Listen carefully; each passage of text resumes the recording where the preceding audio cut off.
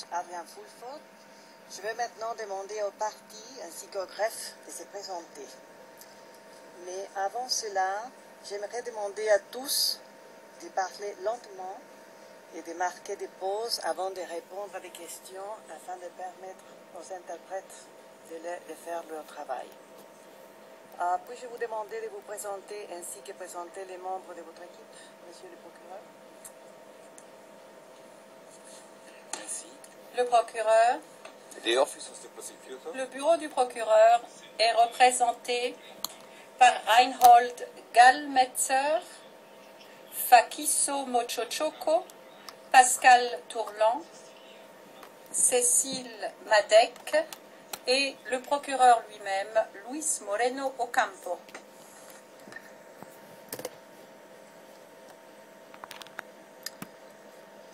Je m'adresse maintenant à l'équipe de la défense.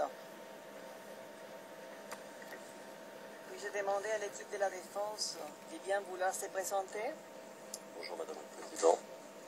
Je crois que vous connaissez... je vous prie de laisser le soin à votre client, M. Gbagbo, de se présenter plus tard.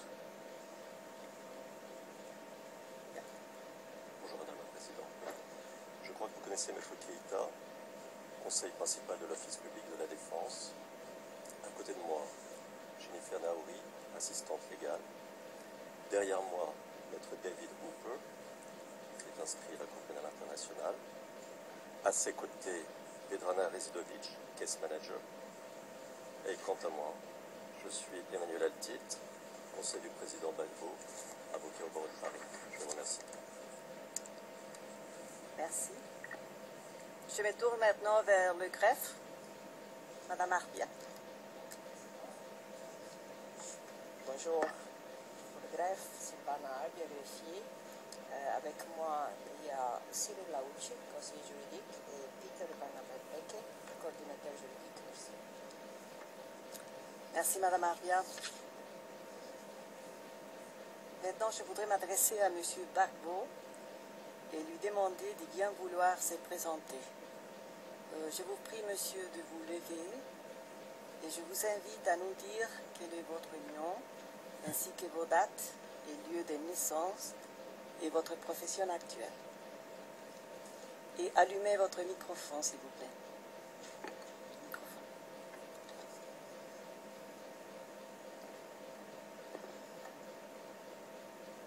Bonjour Madame la Présidente. Je vous remercie de me donner la parole. Je m'appelle Laurent Gbagbo. Je vois ici Laurent Koudou Gbagbo. Koudou, c'est aussi mon nom. Mais officiellement, sur les papiers, c'est Laurent Gbagbo. Mais Koudou, c'est aussi mon nom.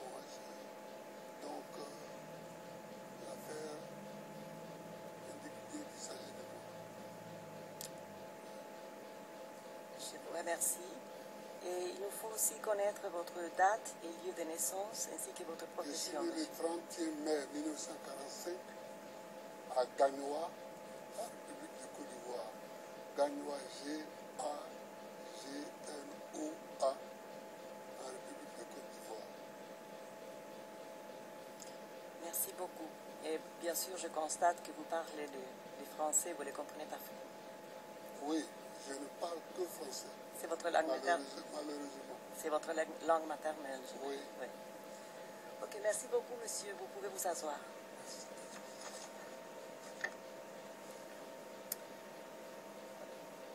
Je crois qu'il est utile, avant de commencer, de clarifier la nature et la portée de cette audience. Il est important de rappeler qu'il ne s'agit pas aujourd'hui d'un procès ni d'une audience de confirmation des charges. Aucun élément de preuve ne sera recueilli ni présenté. Il n'y aura pas non plus de questions touchant à la culpabilité ou à l'innocence de M. Gbagbo. La portée de cette comparution initiale est limitée à 3 questions conformément à l'article 60, paragraphe 1 du Statut de Rome et la règle 121, paragraphe 1 du règlement des procédures et des preuves qui définissent l'objet de la présente audience de la façon suivante. Premièrement, la chambre préliminaire doit s'assurer que la personne ayant fait l'objet du mandat d'arrêt a été informée des crimes qui lui sont reprochés. Deuxièmement, que la chambre préliminaire doit s'assurer que cette personne a été informée de ses droits tels que garantis par le statut. Et enfin, la chambre préliminaire doit fixer une date à laquelle elle a l'intention de tenir une audience relative à la confirmation des charges. Par conséquent, la Chambre va aborder de manière consécutive les trois questions faisant l'objet de l'audience d'aujourd'hui. Premièrement, mes collègues et moi avons besoin de savoir comment cela est exigé par l'article 60 du statut de Rome, si vous avez été informé des crimes qui vous sont reprochés. Monsieur Gbagbo, s'il vous plaît. Oui, madame, j'ai été informé. Est-ce que vous souhaitez qu'on vous relise les crimes qui vous sont reprochés dans le mandat d'arrêt? Je pense que ce n'est pas nécessaire, madame. Je vous remercie. Vous pouvez vous asseoir. Merci. Monsieur Gbagbo, la Chambre doit aussi s'assurer que vous avez été informé de l'ensemble de vos droits tels qu'ils sont accordés par le statut de Rome, notamment à l'article 67. Est-ce que vous avez été informé de vos droits? Oui, madame. Je vous remercie. De toute façon, vous pouvez vous asseoir, merci beaucoup. De toute façon, je voudrais récapituler certains de ces droits qui sont d'une importance particulière à ce stade de la procédure. Je vais rappeler que vous avez, entre autres, les droits suivants. Vous avez le droit à être informé dans le plus court délai et de façon détaillée de la nature, de la cause et de la teneur des charges dans une langue que vous comprenez et parlez parfaitement. Vous pouvez également disposer de l'assistance gratuite d'un interprète, si jamais il y en a besoin, et bénéficier des traductions nécessaires pour satisfaire aux exigences de l'équité.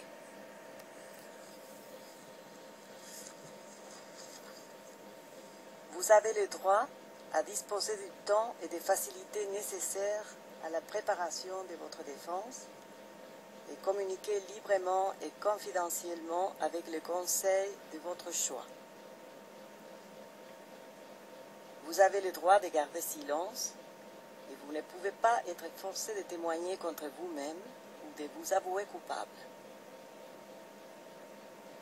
Vous pouvez également faire des déclarations dans le cadre de votre défense sans que cela se fasse sous serment. Et finalement, je ne vais être pas exhaustive, c'est quelques de vos droits. Outre toute autre communication prévue par le statut, les procureurs doivent vous communiquer, dès que cela est possible, les éléments de preuve en sa possession ou à sa disposition qui vous disculpent ou qui tentent à vous disculper ou à atténuer votre culpabilité ou qui pourraient entamer la crédibilité des éléments de preuve à charge. Monsieur Gbagbo, je m'adresse à vous une nouvelle fois pour savoir si vous avez des observations à formuler sur les conditions de votre remise à la Cour pénale internationale, ainsi que sur les conditions de votre détention au siège de la Cour à La Haye depuis votre arrivée.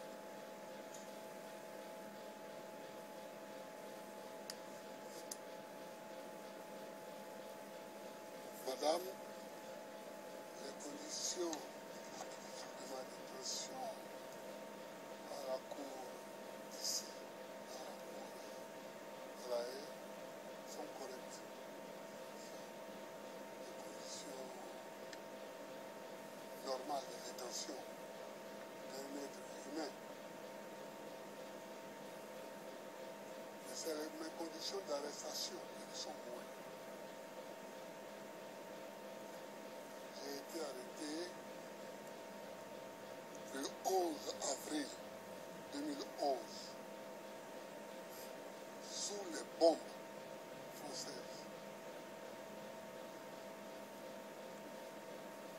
Président de la République,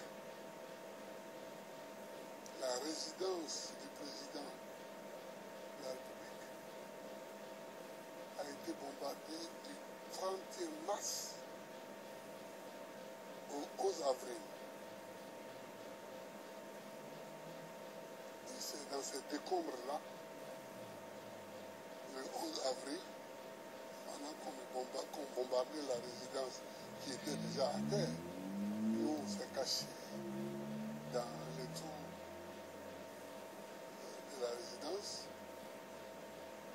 et une cinquantaine de chars français encerclaient la résidence pendant que les hélicoptères bombardaient.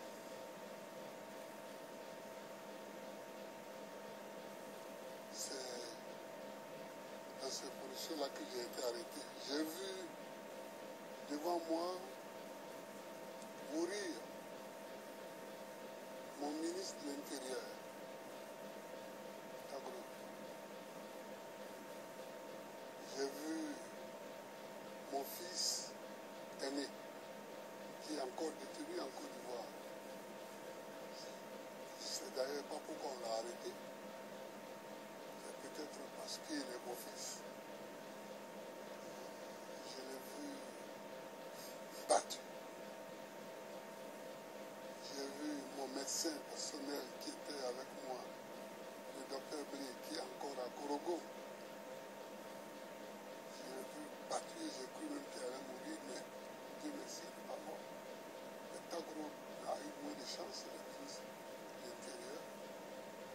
C'est dans ces conditions que ça s'est fait. Bon, je ne vais pas continuer parce qu'on n'est pas dans le procès, mais je veux dire, les conditions de l'arrestation sont celles-là. C'est l'armée française qui a fait le travail. Et elle nous a remis aux forces de Alassane Ouattara qui n'étaient pas encore les forces régulières de Côte d'Ivoire. Parce que les forces régulières travaillaient avec moi. On nous a donc amenés à l'hôtel de Golfe, qui était le siège de campagne et le siège d'Alassane Ouattara, le 11 avril. Et le 13, l'ONUCI m'a transféré, nous a transféré, moi et mon médecin personnel, nous a transféré à Korogo, à peu près à 600 km au nord de la Côte d'Ivoire. J'étais logé dans une maison.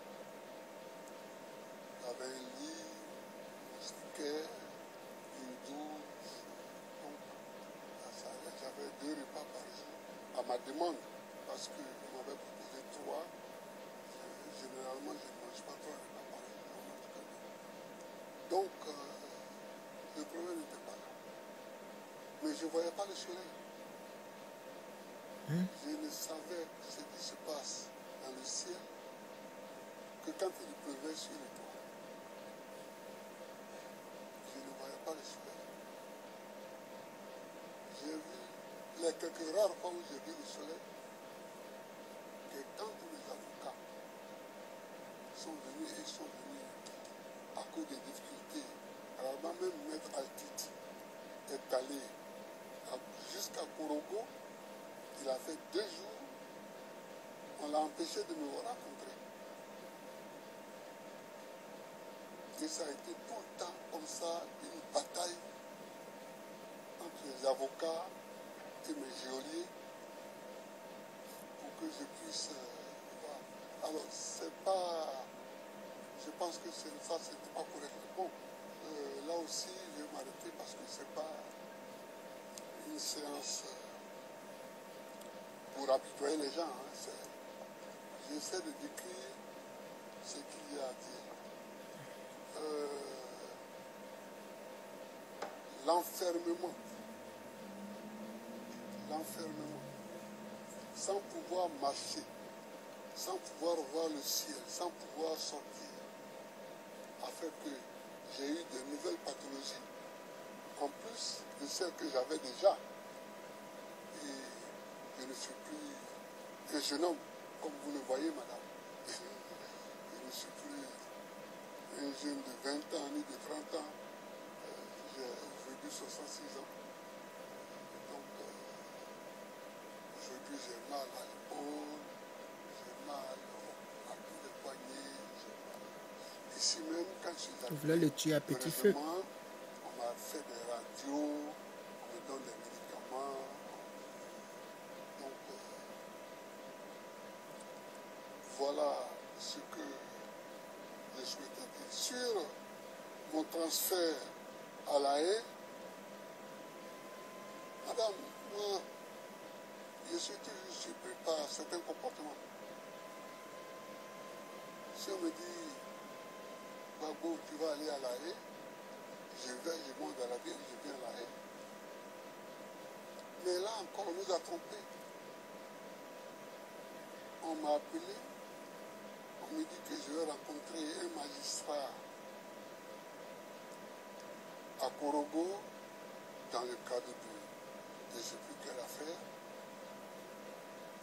On a attiré mes avocats là-bas. Et pendant qu'on discutait, le juge d'application des peines est arrivé avec un papier que je n'ai d'ailleurs pas lu. Voilà le mandat d'arrêt. Donc, immédiatement, il faut qu'on fasse une séance. Ils ont improvisé là, alors que mes avocats n'étaient pas préparés à ça. Alors que moi-même, je n'étais pas préparé à ça. Ils ont improvisé là une séance de jugement pour que la Cour donne son autorisation à mon enfermement. Madame, je ne regrette pas d'être là, je suis là, on va aller jusqu'au bout. Mais je veux dire qu'on peut faire les choses de façon plus normale. On n'a pas besoin de se cacher. On n'a pas besoin de... J'ai dirigé ce pays pendant 10 ans, je n'ai pas fait ça.